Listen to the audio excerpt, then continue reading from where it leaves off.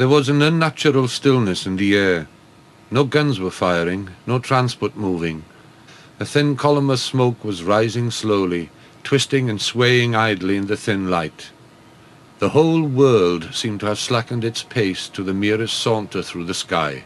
A little below Mametz, a string of guns squatted in a row, and from underneath a bivouac a gunner crept out, stretched himself, and walked through the line of guns. Far away to the south, a shell burst in the empty air. Somewhere behind our hill, a big gun fired. Another followed it, and suddenly the battery below blasted a stuttering sentence of noises. The devil had taken his seat at the keyboard to play the opening bars of his morning hymn. Another day beginning, the last for so many. A fine sunny day to devote to killing and bruising. Was it my last day? 38th Welsh Division, Order Number 39. 1. The division will attack Mametz Wood tomorrow, with a view of capturing the whole of it. 2. From 3:30 a.m. to 4:15 a.m., the artillery will bombard the southern portion of Mametz Wood. 3. At 3:55 a.m., a smoke... You know old Evans the Padre? Yes, I know him. I met him this morning. He was going to do a bit of burying. He was talking to himself, praying. It was in North Wales Welsh, and I couldn't make much of it. I asked him why he was up so early. He said he hadn't been to bed. He went towards Frico yesterday evening looking for a grave. Someone you knew, said I. Yes, my own boy's grave, said he. He'd walked for hours but couldn't find anyone who knew where it was. Going to bury other people's boys, he said, since he couldn't find his own boy's grave to pray over. My Welsh isn't very good, as you know, but I managed to say to him, I'm not a soldier now, Padre. I'm taking my hat off to you. And so I did. I took off my tin helmet. You couldn't talk English to a man who had lost his boy. No, not to a Welshman, I replied.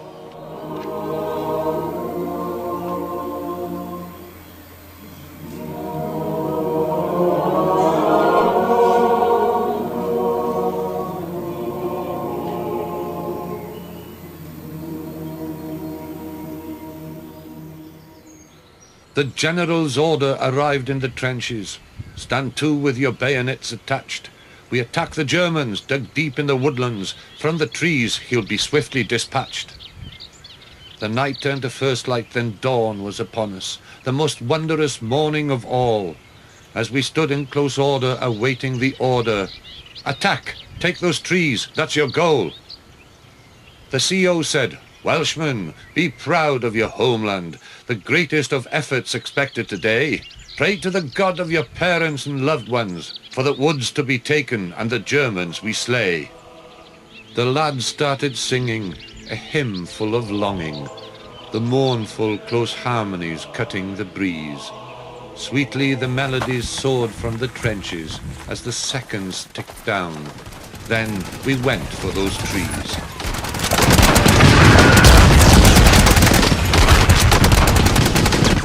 Through horrors of fighting, the death and the screaming, the Welsh were victorious. We'd done all we could. Our ranks were depleted, friends unaccounted, as we buried their remnants at the edge of the wood.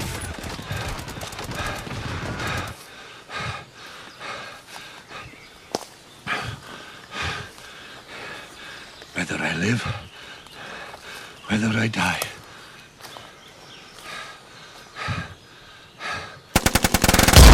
Jesus Christ, they're coming through the floor! And fought and overlong, Jerry's through on the flank and beat it! That's what that one said as he ran past. Bosch is back in the strip trench. It's a monumental bollocks every time. But which is front? Which way's the way on? And where's the corporal? What's this crush and all this shoving you along and someone shouting rhetorically, and remembering your nationality?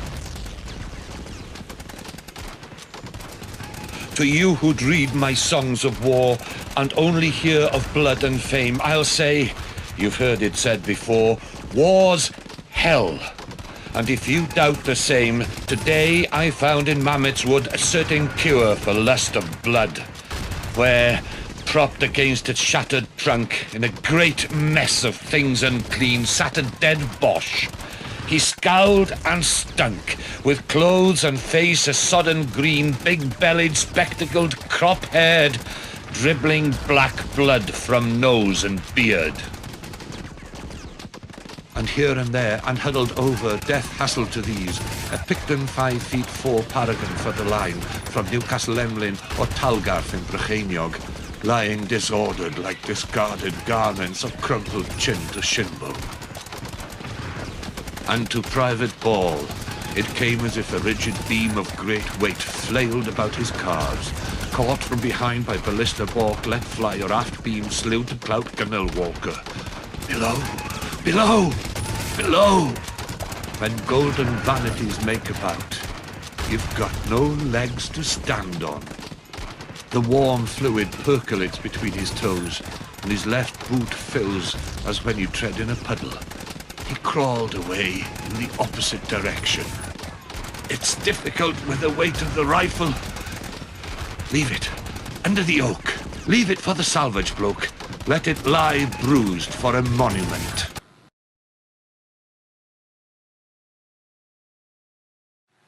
Just a few lines to let you know that I am alive and kicking after a great ordeal. We've been in a charge and I have come through all right, although many were killed and wounded. It was 2:30 a.m. when nearing daybreak we commenced the advance. All the Llanberis boys were wounded or killed except for Owen Owens and myself. How we escaped, God only knows.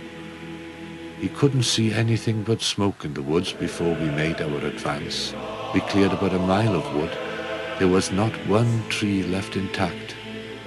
I never saw such a thing in my whole life.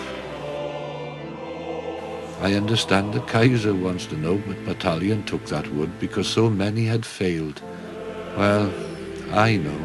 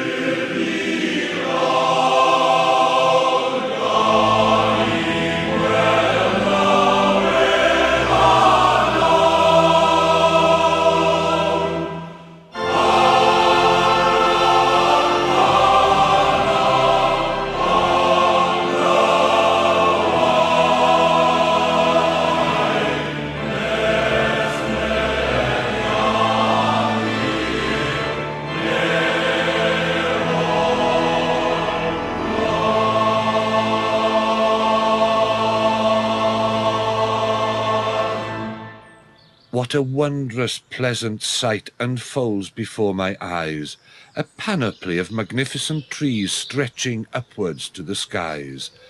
Did someone help Dame Nature the sins of man to forget? Where once there was war, now peace reigns supreme, and the birds sing again in Mametz.